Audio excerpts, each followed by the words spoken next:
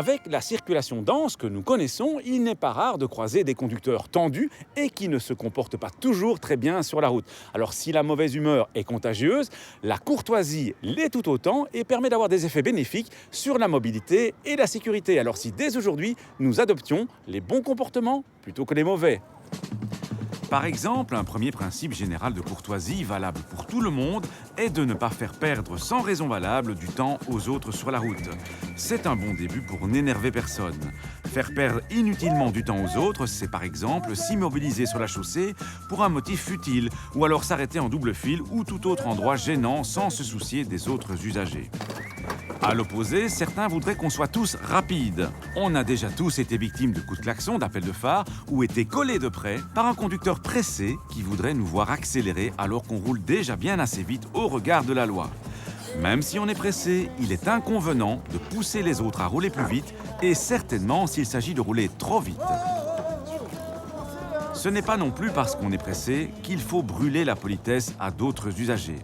Ainsi, quand une file s'est formée, un conducteur courtois fait la file gentiment plutôt que d'essayer de passer devant tout le monde, que ce soit en faisant semblant d'aller dans une autre direction ou en utilisant une partie de la chaussée qui est interdite à la circulation.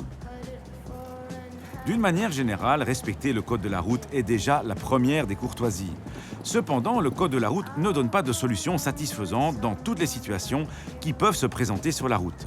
Par exemple, face à un carrefour encombré, il peut être courtois de céder volontairement le passage à un autre usager pour permettre à la situation de se débloquer ou pour donner une chance à un usager non prioritaire de parvenir à s'insérer.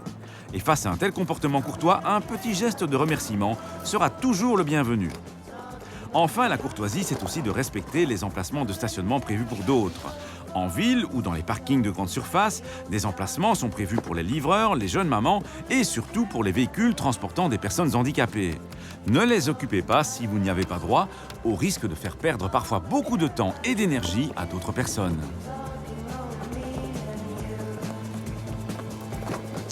On peut bien entendu multiplier les exemples de bons ou de mauvais comportements qui concernent les piétons ou les conducteurs. Mais retenez que d'une manière générale, si vous évitez d'adopter les comportements qui vous agacent dans le trafic, vous serez un bien meilleur conducteur au niveau de la courtoisie. Et puis tout ça demande aussi une certaine tolérance vis-à-vis de ceux qui n'ont pas encore compris que la courtoisie, ça rapporte plus que ça ne coûte. À la question de la semaine dernière, il fallait répondre que les enfants ne doivent plus être transportés dans un siège enfant quand ils ont atteint la taille d'1,35 m. À gagner cette semaine, une enceinte lumineuse Bluetooth Lenco. La question ? Le signal D1 signifie interdiction de faire demi-tour, obligation de suivre la direction indiquée ou bien voie à sens unique. Soit vous téléphonez au 0905 56 493, soit vous envoyez un SMS au 6020 en tapant contact 1, 2 ou 3 et vos coordonnées complètes.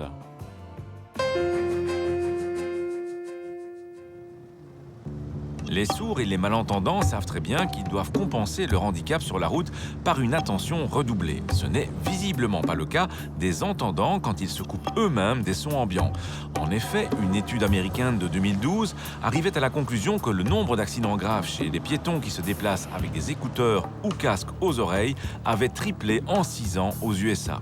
Selon les auteurs, écouter de la musique, outre le bruit supplémentaire que cela crée, réduirait les ressources cérébrales dévolues aux stimuli extérieurs, réduisant l'attention visuelle des victimes au point, en quelque sorte, de les rendre aveugles à ce qui se passe autour d'elles. En conclusion, si vous écoutez de la musique en marchant, soyez 2 fois plus attentifs. À la semaine prochaine et d'ici là, bonne route!